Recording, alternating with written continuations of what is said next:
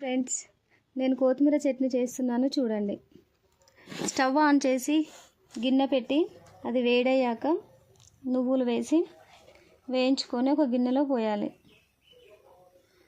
మళ్ళీ అదే గిన్నె స్టవ్ పైన పెట్టి కొంచెం జీలకర్ర కొంచెం మెంతులు వేసి అది వేగాక మళ్ళీ అదే గిన్నెలో పోసాను.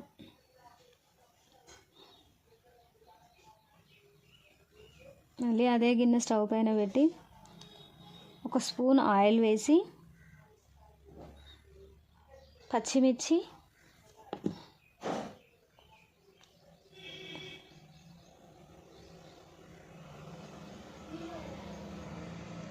లైట్గా సాల్ట్ వేసి వేయించుకోవాలి.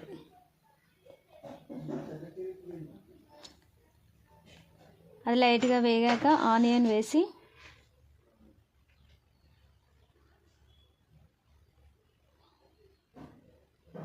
వేయించుకోవాలి.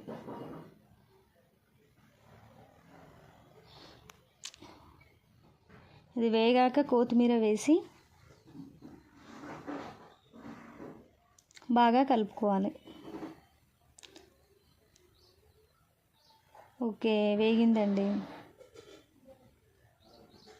ఇది వేగాక స్టవ్ ఆఫ్ చేసి చల్లార్చుకోవాలి.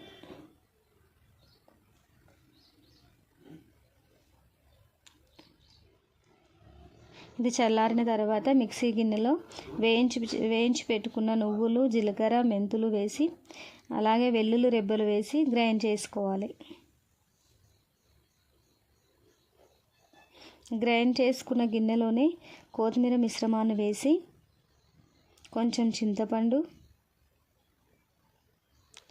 తగినంత ఉప్పు వేసి కొంచెం పసుపు వేసి గ్రైండ్ చేసుకోవాలి.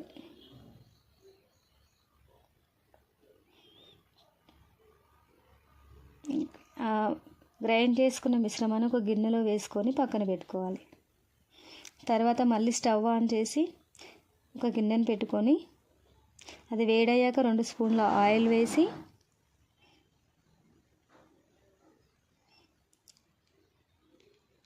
జీలకర్ర, వెల్లుల్లి కట్ చేసి పెట్టుకున్న వెల్లుల్లి రెబ్బలు, కరివేపాకు, కొంచెం వేగాక 2 ఎండుమిరపకాయలు, అది వేగాక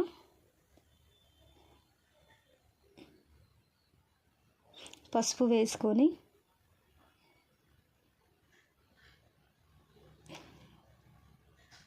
తాలింపు రెడీ అయ్యిందండి. ఈ రెడీ అయిన తాలింపుని కొత్తిమీర మిశ్రమంలో వేసి కలుపుకోవాలి. ఓకే, కలుపుకోవడం అయిపోయింది. మొత్తానికి కొత్తిమీర చట్నీ రెడీ అయింది. ఈ వీడియో మీకు నచ్చినట్లయితే లైక్ అండ్ షేర్, సబ్స్క్రైబ్ చేయండి. గంట కొట్టడం మాత్రం మర్చిపోకండి.